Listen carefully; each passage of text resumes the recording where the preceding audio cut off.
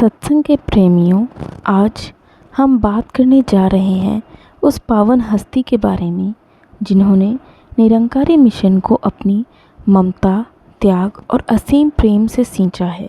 जी हाँ, मैं बात कर रही हूँ आदरणीय राजमाता जी की। राजमाता जी का जीवन हम सबके लिए एक प्रेरणादायक है।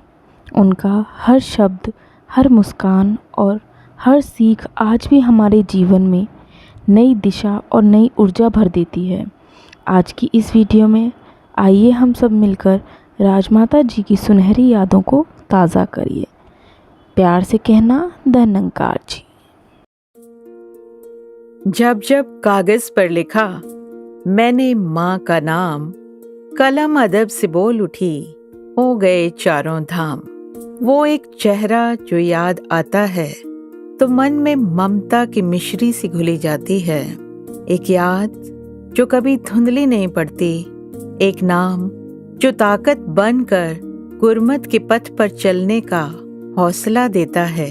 जी हाँ साथियों, अगस्त का महीना आते ही जहाँ ममतामयी निरंकारी राजमाता जी के बेमिसाल जीवन और उनकी यादों में मन खो सा जाता है, वहीं उनकी भक्ति, विशालता, समदृष्टि और उनके हर कर्म को सलाम करते सतगुरु बाबा हरदेव सिंह जी महाराज के शब्द कानों में गूंजने लगते हैं। माँ तुझे सलाम। राजमाता जी के महान जीवन को सलाम करते हुए वॉइस डिवाइन के इस एपिसोड की शुरुआत करते हैं। मैं हूँ आपके साथ ज्ञानमणि। नमस्कार, धन निरंकार।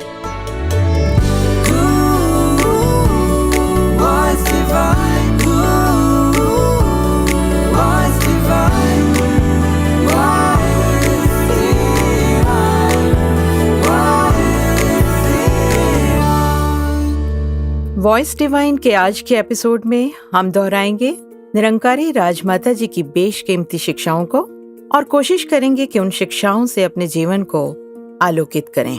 तो कुछ सतगुरु बाबा हरदेव सिंह जी महाराज के पावन शब्द जो मेरे दिल के बहुत करीब हैं।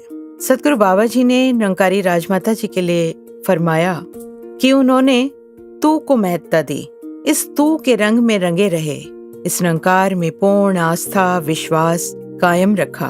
मैं और मेरा नहीं, तू और तेरा करते हुए वह पूरी तरह इस नाम के रस में घुल गए। एक बताशा मैं भई, पिया रूप है ताल, डूब डूब पी ताल में घुल घुल हुई निहाल। इस प्रकार से इस निरंकार में राजमाता जी इस कदर घुल गए कि जितने घुलते गए उतने ही निहाल होते गए, उतना ही आनंद लेते गए और हम सबको भी बांटते गए। यहाँ निरंकार में घुलने की जो प्रेरणा, जो सीख हमें मिलती है वो कितनी खूबसूरत है कि हम भी अहंकार से दूर रहते हुए ममतामयी राजमाता जी की तरह हर पल तू के रंग में रंगे रहें। तो आइए ऐसे ही नाम के रंग में रंगने की प्रेरणा से भरा संपूर्ण अवतार वाणी का यह पावन शब्द श्रवण करते हैं। मनिए जे कर बचन गुरुदा, मनिए जे कर बचन गुरुदा, उस तत गुरु दी होवेगी, आपे सिमरन होवेगा ते, आपे सिमरन होवेगा ते, दुर्मत दूर खलोवेगी, मनिए जे कर बचन गुरुदा।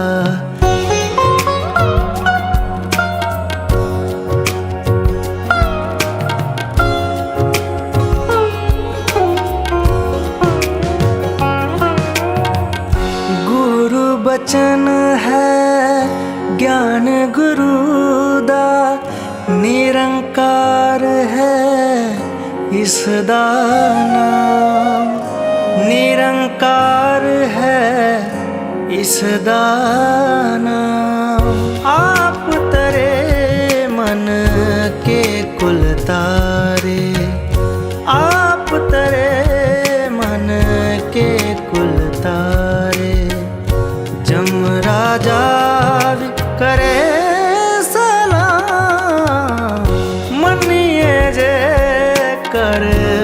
बचन गुरु दा मन्निए जे कर बचन गुरु दा।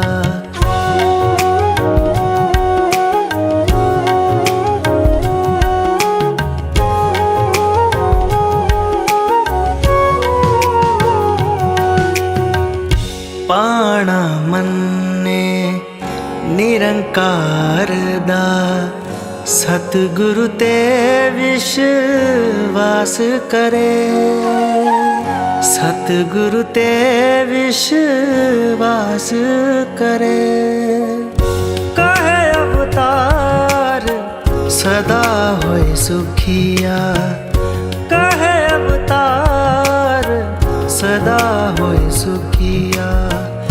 देवलोक विच वास करे, मन्निए जे कर बचन गुरु दा, मन्निए जे कर बचन गुरु दा।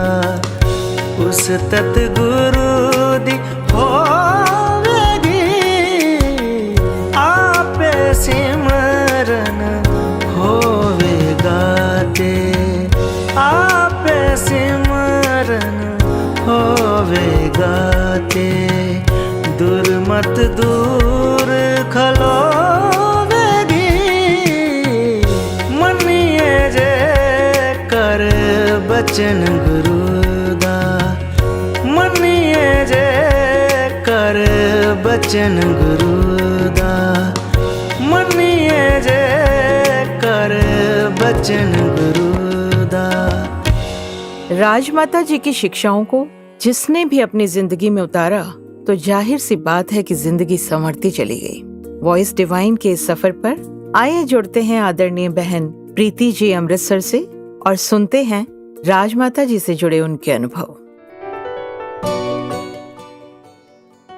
धन्यकार जी, आज हम राजमाता जी का जिक्र कर रहे हैं तो कैसे उनको प्यार से ममतामयी राजमाता जी, वरदायिनी राजमाता जी कहा जाता है, क्योंकि हमेशा ही उन्होंने हर किसी के लिए अरदासें भी मांगनी, करनी भी और वर भी देने, आशीर्वाद भी देने। तो बचपन उन्हीं के चरणों में बीता। कैसे उन्होंने पल पल पे वो शिक्षा भी दी और अरदासें भी करी और कैसे वर भी दिए। तो वो समय जो बचपन का, कि जब दासी ड्राइविंग सीख रही थी तो सरोवर पे रोज शाम को जाना होता था, तो माता जी भी शाम की सैर के लिए सरोवर पे आए होते थे। वो जब ड्राइविंग दासी सीख रही है तो कुछ समय बीता, माता जी कहते रोज ही आप सीधी गाड़ी चलानी सीख रहे हो, ये अब रिवर्स भी आपको आना चाहिए, तो तभी ये गाड़ी आप परफेक्टली सीख पाओगे। तो ऐसे ही हुआ, माता जी ने समझाया ये पीछे पोल्स हैं तो इनको बचाते हुए आपने रिवर्स गियर में गाड़ी डाल के पीछे करना है। तो दासी ने वैसे ही जब शुरू करने लगी तो पास में जो महापुरुष खड़े थे उन्होंने एकदम से कह दिया, कोई नहीं, गाड़ी लगेगी तो अपने आप सीख लेगी। तो राजमाता जी को ये बात अच्छी नहीं लगी। उन्होंने एकदम से बीच में ही वो बात रोकते हुए कहा, नहीं, ये बगैर लगे ही सीख जाएगी। तो दासी को उस समय ऐसे लगा कि ये बातें भी इनको पसंद नहीं कि हम कोई नेगेटिव बोल लें, क्योंकि बचपन से ही इन्होंने सिखाया कि आप कल्प वृक्ष के नीचे खड़े हैं, कि जो भी बोलेंगे वो पूरा हो जाएगा। पर वो बात को उन्होंने काट के वो वर भी दे दिया, और जब वो वर दिया तो जितने साल भी दासी ने गाड़ी चलाई कभी वो लगी नहीं, और पल पल पे यही सोचती रही कि ये डिगन देंदा नहीं संभाल लंदा है। कि हर बारी इन्होंने हर रूप में, कि निरंकार रूप में तो हमारे साथ है ही है, पल पल पे हमारी रक्षा कर रहे हैं, और इनके वर भी हमेशा हमारी रक्षा करते आए, इनकी अरदासें। तो जब वो भी बात ध्यान में आ रही है कि बच्चे छोटे थे तो ऐसे वायरल फैला हुआ, तो बार बार कभी एक बच्चा, समीपता जी ठीक होते थे तो निर्मित जी को बुखार चढ़ जाता था, जब निर्मित जी ठीक होते थे तो समीपता जी को बुखार चढ़ जाना। तो राजमाता जी का रोज़ फ़ोन आना, अब बच्चों की सेहत कैसी है, अब तबीयत कैसी है, तो बताना जब राजमाता जी को कि ऐसे आज वो ठीक है तो उसको बुखार चढ़ गया, तो साथ में अरदास भी करनी कि माता जी आप ठीक करने वाले हो, कि आप कर सकते हो ठीक। तो फिर एक दिन फ़ोन आया, कहते बच्चे आज मैं बाबा जी के पास गई थी आपके लिए अरदास करने के लिए, कि झोली पसार के बाबा जी के सामने खड़ी होके कि प्रीति नू बच्चे दिते हैं ते ठीक भी तुसी रखना है। कि आके जब ये बात मुझे बताई तो ऐसे लगा कि दासी की अरदासें तो बहुत छोटी थी जो पहुंच ही नहीं सकनी थी गुरु तक, कि कैसे वो भक्ति की ऐसे भगत तक वो अरदास पहुंचाई। जो कहा भी जाता है कि जिनका कहा तो निरंकार भी नहीं मोड़ता। दासी तो कैसे कैसे शुक्राना करे कि कैसे वो हमेशा अरदासें अपने भक्तों के लिए करते चले आए, मांगते चले आए अपने भक्तों के लिए। और दासी को वो बात भी ध्यान में कि कैसे बचपन की अपनी बातें जब राजमाता जी सुनाते थे तो कहते कि मैं छोटी सी थी, अपने नानी के घर में गई तो वहाँ पे उस टाइम घरों में पानी नहीं होता था, तो जब वो नदी में पानी भरने जाना मटकी सर पे उठा के, तो वो मटकी के अंदर पानी भर के जाना, तो कहते मैंने नानी से बड़ी जिद करनी कि मुझे भी साथ ले जाओ, मैंने भी पानी भर के लाना है नदी से। तो नानी ने कहना इतनी बड़ी मटकी है, आप छोटे हो कैसे वहाँ से भर के लाओगे, कि आप संभाल नहीं पाओगे। कहते पर मैंने जिद करते रहना कि मुझे भी आप साथ ले जाओ। तो कहते नानी ने एक छोटी सी मटकी बाजार से खरीदी और मुझे दे दी। कहते जब मैं जा रही थी पानी भरने तो मैंने सबको देखा, सब आपस में बातें बहनें कर रही हैं, पानी भर के ला रही हैं। तो कहते मैं भी वैसे ही अपनी छोटी सी मटकी सर पे उठाई, नदी में पानी भरने चली गई। और जब वापस आ रही हूँ सब बातें कर रहे हैं, और जब घर की दहलीज पे पहुंची तो कहते पैर फिसल गया, वो मटकी भी टूट गई, मैं भी गिर गई। कहते एकदम से उस टाइम ऐसा रियलाइज हुआ कि वो जो लाइनें कान में गूंजी कि पानी भरण पनिहारियां रंगा रंग कड़े, परया तिसका जानिए जिसका तोड़ चढ़े, कि वो बात एकदम से समझ आ गई कि हम पूरी जिंदगी ऐसे जैसे बिता रहे हैं भक्ति में, गुरमत में, जैसी सिखलाइयाँ गुरु के साथ लिव भी जुड़ी हुई है, पर एंड टाइम का कुछ नहीं पता। कि एकदम से राजमाता अक्सर ये बात भी कहते थे कि दुट फटने विच ते बुद्धि भ्रष्ट होने टाइम नहीं लगता। तो हमेशा वो बात भी ध्यान में कि एक छोटी सी बूंद भी दूध को फटा देती है, और कोई ऐसी अवस्था या कोई ऐसी बात किसी की सुन के हम अपनी भक्ति से जब डामाडोल हो जाते हैं तो अंत समय का नहीं पता।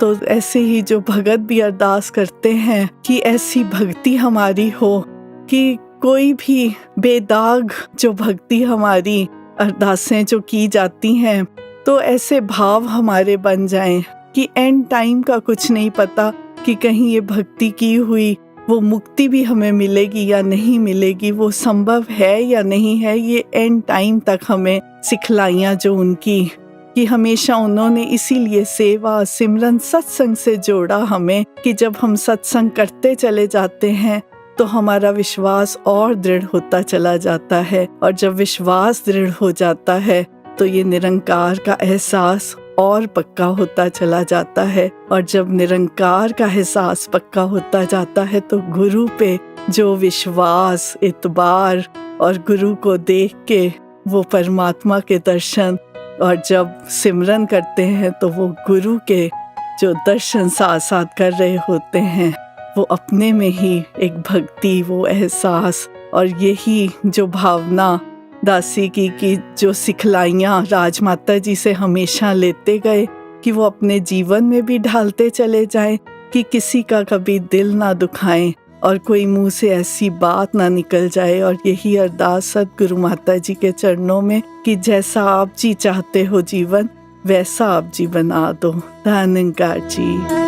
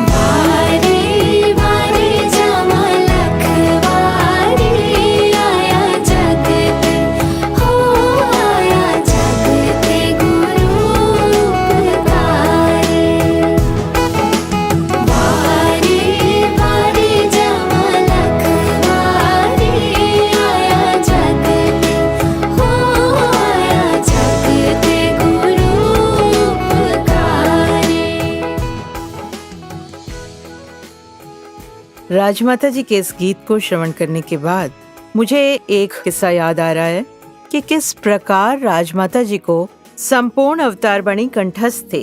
एक बार प्रचार यात्रा के दौरान एक महापुरुष ने बताया कि किस प्रकार वो 6 से 7 घंटे अंताक्षरी के रूप में संपूर्ण अवतार बाणी के शब्द और शहंशाह बाबा अवतार सिंह जी के टाइम के भक्ति गीत ही गाते रहे। और जब मंजिल पर पहुँचे तो पहुँचने के बाद महात्मा ने कहा, माता जी 6 से 7 घंटे का सफर तो पता ही नहीं चला। तो राजमाता जी ने कहा कि ऐसे ही निरंकार की भक्ति में जिंदगी का सफर कब कट जाता है पता ही नहीं चलता। जैसे अभी हमें सड़क का कोई झटका महसूस नहीं हुआ, ऐसे ही जब हम निरंकार के एहसास में इस जीवन के सफर को पूरा करते हैं तो कोई भी दुख तकलीफ का झटका हमें महसूस नहीं होता। और ऐसी ही कितनी अनमोल शिक्षाएं हमें राजमाता जी के जीवन से मिलती हैं। तो आइए सुनते हैं राजमाता जी से जुड़े कुछ और अनुभव आदरणीय डॉक्टर विजय जी जो लाजपत नगर से हैं, उनके श्रीमुख से।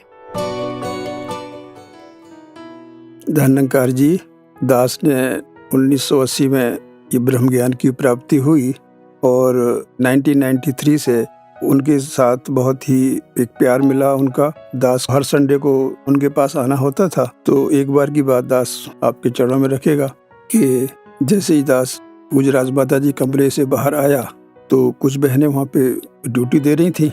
एक बहन दास को कहने लगी कि डॉक्टर साहब आप जा रहे हो, मेरी कुछ दवाई लिख के जाओ। तो मैंने कहा ठीक है जी, मेरे पास पेन है, आप जी कागज लेके आ जाओ। तो वो पैड पूज्य राजमाता जी कमरे में से लेके आ गई। तो दास ने वो जो दवाई लिखी वो पैड के ऊपर वाले हिस्से में लिख दी और वो मैंने उनको पूरा का पूरा कागज फाड़ के दे दिया। तो पूज्य राजमाता जी अंदर वाले रूम में से, जिसमें वो जाली का एक गेट था, उसमें खड़े होकर देख रहे थे और एकदम बाहर आए और कहने लगे कि डॉक्टर साहब आपने ये क्या कर दिया। मैंने कहा माता जी इनको दवाई लिखी है तो ऐसे लिखते हैं, आपने तो एक ही लाइन तो लिखी है, उसको तो अब नीचे लिखते और उसको फाड़ के दे देते, बाकी पन्ना किसी और के काम आ जाता। तो दास ने कहा गलती होगी माता जी, आगे से नहीं करेंगे। तो उस दिन ये एक बहुत बड़ी सीख मिली और एक बात भी कही राजमाता जी ने कि डॉक्टर साहब रिसोर्सेज कम हो रहे हैं, हमारी ज़रूरतें कम नहीं हो रही, तो इसलिए हर चीज़ का ध्यान रखो। आप जी भवन में रहते हो, बिजली का पानी का बहुत एकदम कोई चीज़ फालतू वेस्ट न चली जाए। तो एक तो ये सीख मिली उनसे। और एक और बात, एक बारी दास को राजमाता जी के साथ ही मसूरी जाने का मौका मिला तो उनकी गाड़ी में दास को बैठने का अवसर मिला। तो पीछे राजमाता जी बैठे थे और पूज्य सुदीक्षा माता जी उस वक्त बाल रूप में थे। तो जब वो गाड़ियाँ मसूरी की तरफ पहाड़ियों पे जा रही थी तो राजमाता जी दास को कहते हैं कि डॉक्टर साहब जब भी हम बाबा गुरबचन सिंह जी के साथ इधर से निकलते थे तो बाबा जी कहते थे कि ये जो ये 3 मूर्तियाँ हैं बंदरों वाली, महापुरुष भी ऐसा ही होना चाहिए कि ना तो किसी को बुरा कहे, ना किसी की बुराइयां सुने, ना ही किसी का बुरा देखे। और एक और अनुभव मेरा मसूरी का ही है, क्योंकि करीब वहाँ पर 35 दिन रहा था और रोज ही राजमाता जी के साथ सैर करने का मौका मिलता था। जब हम सैर करने को जा रहे थे तो एक दिन राजमाता जी दास को कहते हैं कि डॉक्टर साहब ये जो पहाड़ी पे पौधे हैं तरह तरह के, इनमें ये वाला जो पौधा है ये बहुत जहरीला है, आप अगर इसे हाथ लगाओगे तो आपको खुजली हो जाएगी, आपको एलर्जी हो जाएगी। लेकिन अगर बाई चांस कभी गलती से हाथ लग भी जाए तो इसके साथ ही एक दूसरा पौधा भी है, आप उसकी पत्ती को उठा के उसको मसल के मसाज कर लोगे तो वो ठीक भी हो जाएगा। तो एक बात ये वो याद आई कि हम बच्चों को पढ़ाते थे मेडिकल कॉलेज में कि wherever the treatment is needed there it is to be found. कहने का मतलब जो भी निरंकार प्रभु परमात्मा ने जितनी भी तकलीफें बनाई हैं, चाहे वो किसी तरह की भी हों, हमारी वो शारीरिक हों, मानसिक हों या और आत्मिक हों, कि हर चीज़ का इलाज वहाँ होता ही है। तो इस तरह की वो जो सिखलाइयाँ हैं वो हमेशा उनकी हमारे साथ रहेंगी और बहुत अच्छी सिखलाइयाँ ये रही जो हमारे जीवन में काफ़ी कामयाब हैं। धन्यवाद जी। चरनानु झोंके मेरी तकदीर बदली, मेरे गुनाह वाली तस्वीर बदली। चरनानु झोंके मेरी तकदीर बदली, मेरे गुनाह वाली तस्वीर बदली। नचदी जावांगी मैं आज तेरे सामने,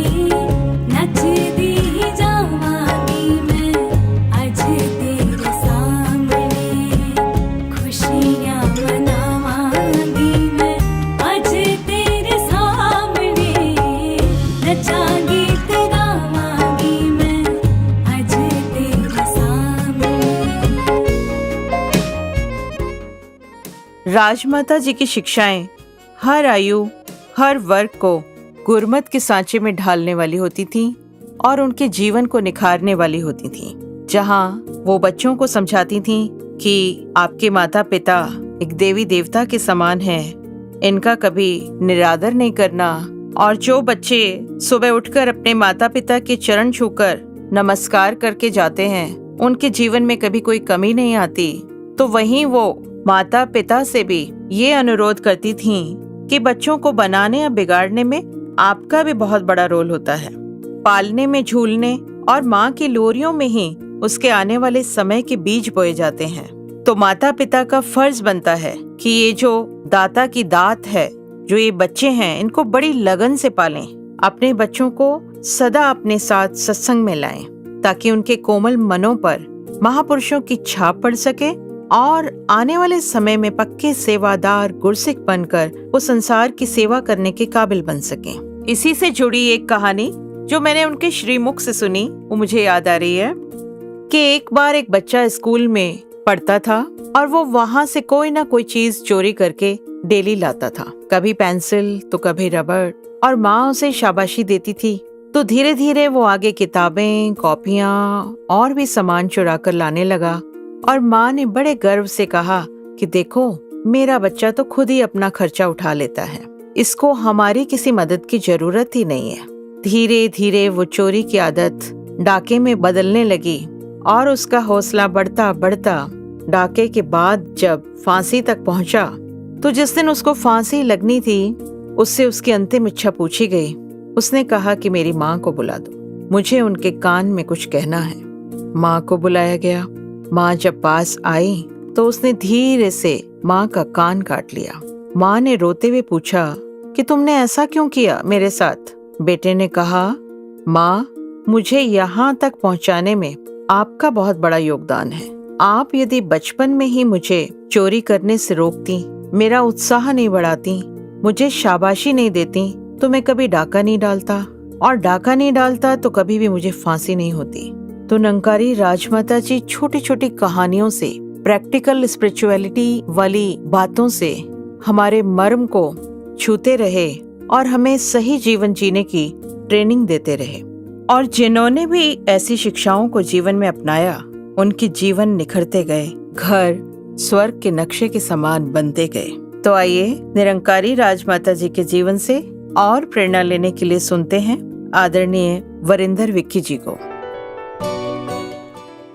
धन्यकार जी, अगस्त का ये महीना निरंतर उन परोपकारों की ओर हमारा ध्यान केंद्रित करता है जो परोपकार निरंकारी राजमाता जी ने हमारे ऊपर किए। और शहंशाह बाबा अवतार सिंह जी महाराज के युग में जब वो एक कवि रूप में भी अनेक अनेक कविताएं और गीत लिखते रहे और सदगुरु को रिझाते रहे बोलकर, उस समय की भी एक पंक्ति ध्यान में आती है जब उन्होंने एक पंक्ति अपनी कविता की पढ़ी कि मैं हर गुरसिख दे हर ओगण से पर्दा पाके दसांगी। और ये केवल एक पंक्ति नहीं थी, वो बहुत ही सेवा करते हुए करीब से भी देखने का अवसर प्राप्त हुआ कि किस प्रकार उन्होंने इस पंक्ति को निभाया। जो इकरार उन्होंने सतगुरु के आगे किया था, जो बात उन्होंने अपने सतगुरु के आगे रखी, वो सभी सेवादारों के साथ इस पंक्ति को उन्होंने निभाया। चाहे वो सेवा दल का रूप था, चाहे उनके पास रहने वाले, उनके करीब रहकर सेवा करने वाले गुरसिख थे, क्योंकि गलतियां होती हैं सेवा करते हुए, लेकिन राजमाता जी ने निरंतर उन गलतियों के ऊपर पर्दा भी डाला और साथ एक प्रेरणा भी दी, एक शिक्षा भी दी कि सेवा करते हुए किस प्रकार इन बातों को ध्यान में रखकर आगे बढ़ना है। और फिर राजमाता जी की ऐसी कृपा, ऐसा ध्यान, जहां उन्होंने एक व्यक्तिगत रूप में हर गुरसिख को समझाया, हर गुरसिख के अवगुण के ऊपर पर्दा डाला, वहाँ एक बहुत बड़ी प्रेरणा दी कि सेवा से भागना नहीं है, सेवा से पीछे नहीं हटना, सेवा करते हुए आगे बढ़ना है। तो ये उनका एक भाव था, एक प्रेम था हर गुरसिख के प्रति, हर सेवादार के प्रति, कि वो समझा भी देते थे और आगे बढ़ने की प्रेरणा भी दे देते थे। तो ये एक सेवादारों का जो सुंदर रूप, निखरा हुआ रूप आज हम देखते हैं, ये सब उनकी रहमत है, उनकी कृपा है कि उन्होंने किस प्रकार से हर सेवादार के साथ अपनी बात को कहकर एक सुंदर रूप दिया, एक सुंदर निखार उसके जीवन में लाए। तो ये शिक्षा बहुत बड़ी राजमाता जी के जीवन से हमें प्राप्त हुई। और इसी बात के साथ जुड़ती हुई एक बात ध्यान में शहंशाह बाबा अवतार सिंह जी महाराज के युग की अपने घर में अपने बुजुर्गों से श्रवण की। शहंशाह जी अक्सर ये बात समझाया करते थे कि जब आप किसी गुरसिख का अवगुण देखते हो तो उस अवगुण को उछालो मत, उस बुराई को उछालो मत, बल्कि उस महात्मा के लिए, उस गुरसिख के लिए अरदास करो कि दातार इस महात्मा में बहुत गुण हैं, बहुत सेवादार है, लेकिन ये जो एक अवगुण है आप कृपा करो कि ये अवगुण भी इसके जीवन से समाप्त हो जाए।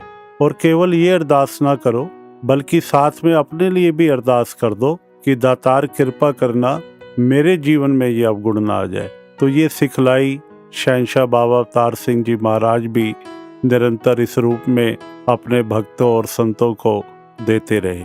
और फिर वो भी एक बात ध्यान में आती है, जब हम रिसेप्शन पर सेवा निभाते हुए कई बार राजमाता जी के कमरे में फ़ोन करना कि महात्मा आए हैं, भक्त आए हैं नमस्कार के लिए। और कहीं वो समय ऐसा होता था कि राजमाता जी प्रसाद प्रवान करने जा रहे होते थे और उन्होंने यही कहना, जब ये मैसेज देना कि महात्माओं की फ़्लाइट है, महात्माओं की ट्रेन है, उनको जल्दी है, तो उन्होंने कहना है ठीक है भेज दो, पहले नमस्कार हो जाए। तो ये भी एक बार की बात नहीं, सैकड़ों बार ऐसा हुआ कि उन्होंने इस रूप में भी अपने भक्तों को स्नेह दिया, प्यार दिया।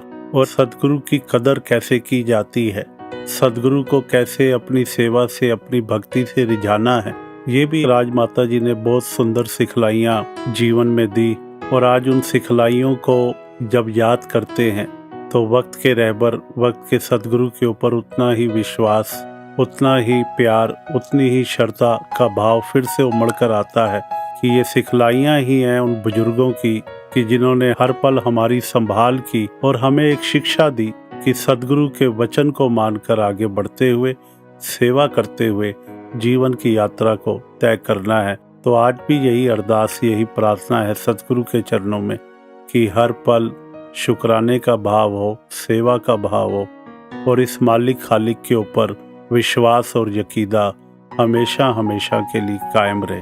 धन्यवाद।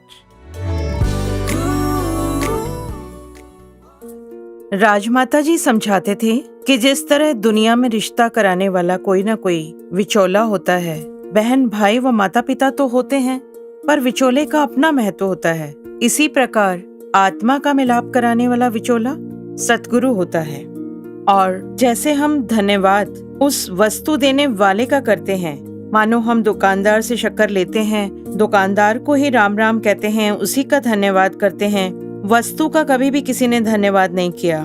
तो इसी तरीके से ये जो दात सतगुरु देते हैं तो धन्यवाद हमेशा सतगुरु का होता है। ऐसा हमें राजमाता जी ने समझाया।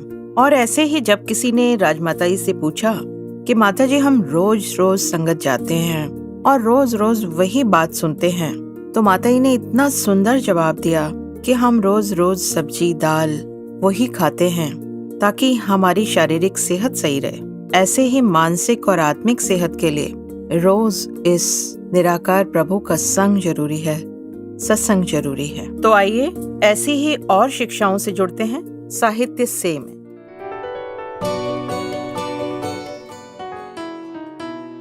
धन्य निरंकार जी, ये प्रसंग माँ तुझे सलाम पुस्तक से लिया गया है, जिसमें ममतामयी निरंकारी राजमाता जी अपने विचारों में कहते हैं, जिंदगी का सफर तो गुजारना ही है, चाहे हंसकर गुजार लें चाहे तो रोकर गुजार लें। जैसे दो इंसान रेलगाड़ी में सफर कर रहे थे, एक ऐसा था जो सफर के दौरान सारा रास्ता पास बैठे इंसान को खिलाता भी रहा, उसको हंसाता भी रहा, अपनी सीट पर भी बिठा लिया, और दूसरा इंसान साथ बैठने वाले के साथ सारे रास्ते लड़ाई झगड़ा करता रहा, गाली गलौज करता रहा और सबको परेशान कर दिया।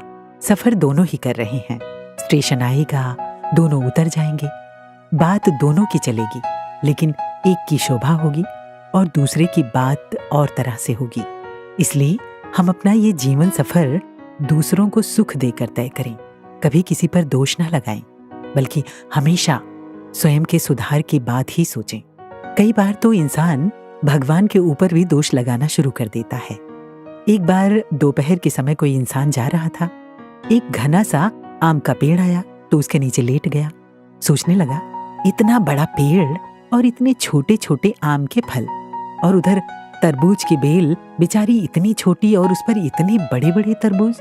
भगवान भी अजीब है। इतने में चिड़िया आई और उस आम के पेड़ पर बैठ गई। चोंच आम में लगाई तो आम नीचे गिर पड़ा और उसके नाक पर लग गया। अब नाक से खून बहने लग गया। उसी समय ध्यान में आया कि प्रभु, तू जो भी करता है वही ठीक है। यदि ऊपर बड़े तरबूज लगाए होते तो फिर आज मेरा क्या हाल होता। इसलिए इस प्रभु निरंकार का हर समय धन्यवाद ही करना चाहिए। इसी में हमारा भला है। अपना बना के तूने एहसान कर दिया है, ये तेरा शुक्रिया है, ये तेरा शुक्रिया है। अपना बना के तूने एहसान कर दिया है, ये तेरा शुक्रिया है, ये तेरा शुक्रिया है।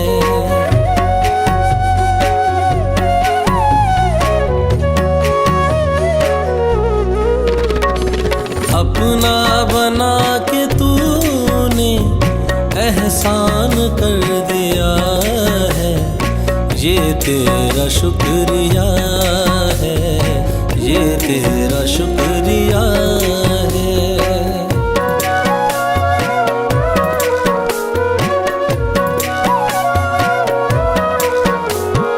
क्या था मैं क्या बना हूँ, ये बात मैं न भूलूं। क्या था मैं क्या बना हूँ, ये बात मैं न भूलूं। चाहे तू जो बना दे, औकात मैं न भूलूं। जो कुछ भी मैं हूँ दाता, जो कुछ भी मैं हूँ दाता, सब तूने ही दिया है, ये तेरा शुक्रिया है, ये तेरा शुक्रिया है। अपना बना के तूने एहसान कर दिया है, ये तेरा शुक्रिया है, ये तेरा शुक्रिया है। तो चलते चलते सतगुरु बाबा हरदेव सिंह जी के राजमाता जी के प्रति कहे गए इन शब्दों को दोहराना चाहूंगी। आप एक व्यक्ति नहीं, आप वो मिशन रहे हो जो शहंशाह जी और बाबा गुरबचन सिंह जी महाराज ने चाहा था। आपके इस रूप में, इस आकृति में तमाम मिशन की झलक दिखाई पड़ती रही है। तो ये वरदान दे दो कि तमाम गुरसिखों को ये मत मिले कि ये भटके नहीं, बहके नहीं, कहीं पर गुरसिखी का रास्ता छोड़े नहीं। तो सतगुरु माता सुदीक्षा जी महाराज के चरणों में यही कामना करती हूँ कि हम सबको भी निरंकारी राजमाता जी जैसी भक्ति और गुरसिखी का रंग प्रदान करें, ताकि हम भी हक की बजाय फर्जों की अदायगी पर जोर देना सीखते जाएं। अपने जीवन में इन्हीं शिक्षाओं और मूल्यों को उतारने का संकल्प लेते हुए मैं ज्ञानमणि वॉइस डिवाइन के इस सफर को यहीं विराम देती हूँ। पर उससे पहले जुड़ते हैं सद्गुरु संदेश से। नमस्कार, धन निरंकार। हर एक ने जहाँ इस परमात्मा से जुड़ना है तो वो पूरे करेक्ट रीजन से जुड़े। एक दिल के अंदर ये प्यार का एक प्रेमा भक्ति को ही सिर्फ अपना कर, और वो भी कोई अजम्पशन बेस्ड नहीं कि परमात्मा कहीं है तो परमात्मा से प्यार करना है। वो हर समय साथ देखकर, सामने देखकर परमात्मा अंग संग हर पल में परमात्मा के एहसास में रहकर परमात्मा से प्यार करना। इस ब्रह्म ज्ञान द्वारा ये परमात्मा को देखकर ही इससे प्यार करके हर पल जीवन को जीना। और ऐसे ही जो अपने जीवन को संवार लेते हैं वो अपने पल पल में फिर चाहे वो कुछ भी करते हैं वो अपने आप में शिक्षा ही होती है। वो खुद भी इस ब्रह्मांड के कण कण से शिक्षा लेते हैं और उनके जीवन ना जाने और कितने जीवन और कितने इंसानों के लिए प्रेरणादायक हो जाते हैं। कोई भी एक संत और भक्त इसलिए भक्ति नहीं करता कि हमारी भक्ति की वजह से हम पॉपुलर हो जाएं, एक प्रसिद्ध हो जाएं, कोई हमारा नाम ऐसे अच्छे से ले। नहीं, भक्तों को तो सिर्फ दुनियावी रूप किसी चीज़ का एक मतलब ही नहीं है। वो चाहे महलों में भी रहते हों या झोपड़ी में भी रहते हों, एक प्रायोरिटी, एक हर समय एक जिसको प्राथमिकता दी वो परमात्मा को ही दी, हर परिस्थिति में दी। एक कुछ भी मन में ऐसा नहीं आया कि गलत है या फिर परमात्मा कुछ गलत कर रहा है। जिनको पूरा विश्वास होता है उनको ये भी पता होता है कि इस निराकार ने तो कुछ कभी गलत करना ही नहीं है। ये हमारा ही नज़रिया है जो गलत और सही की अपनी डेफिनेशंस अपनी कन्वीनियंस से बना लेता है। संगत जी, प्यार से कहना धन्यकार जी। साथ संगत जी, दासी के चैनल को लाइक शेयर सब्सक्राइब करना बिल्कुल भी मत भूलना। तो चलिए मिलते हैं अगली वीडियो में।